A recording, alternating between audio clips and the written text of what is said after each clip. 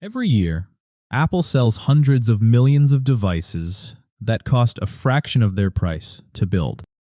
And the company will not, under any circumstances, put them on sale. Not for Black Friday. Not for a clearance event. Never. That's not bad business. That's the entire business. Every other electronics brand fights the same war. Cut the price, undercut the competitor, win on the spec sheet. Samsung does it.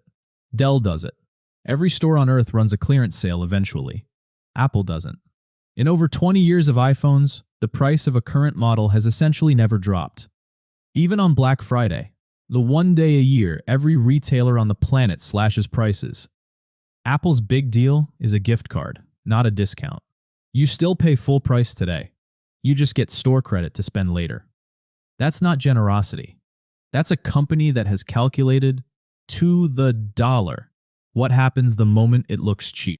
This goes back to a decision Steve Jobs made in 1997 when he returned to a company that was nearly bankrupt. Jobs cut Apple's product line from dozens of confusing models down to 4. He picked a lane and never left it. Fewer products, aimed at the highest end of the market, profit prioritized over market share. Every Apple product since has followed those same rules. It's why Apple sells a small fraction of the world's smartphones by volume, and still takes home most of the industry's profit.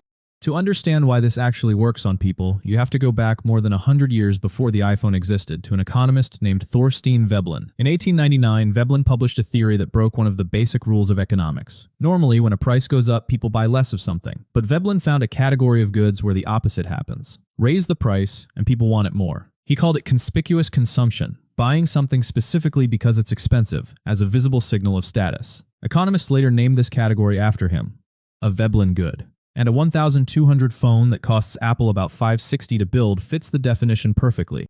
Here's how Apple actually engineers it. First, price anchoring. Walk into an Apple store and the most expensive model, the Pro, the Max, is shown first.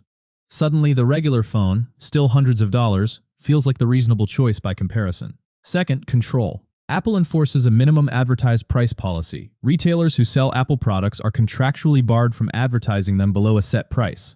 No clearance sale, no flash discount. Apple decides what an iPhone is worth everywhere it's sold, permanently.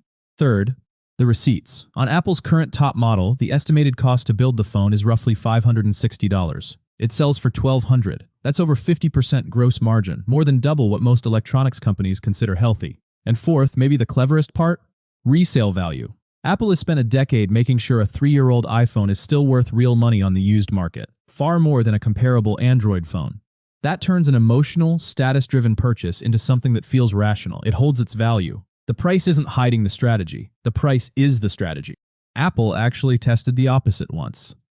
In 2013, they released the iPhone 5C, a cheaper, colorful, plastic iPhone, built to compete on price. On paper, it was exactly what critics said Apple needed. Customers didn't want it. The pricier iPhone 5s outsold the budget 5C 4-1. People who buy Apple don't want an affordable Apple. They want the expensive one. Apple never tried that experiment again. Because for a company like Apple, the price isn't hiding the value. The price is the value. Cut it, and you're not offering a deal. You're erasing the exact reason someone wanted the product in the first place. So the next time you see a laptop that costs twice what an equally powerful one costs elsewhere, and think, why would anyone pay that? Somewhere, a 125-year-old economic theory is working exactly as designed. And whoever buys it anyway isn't being irrational. They're doing exactly what Apple and Thorstein Veblen always knew they would.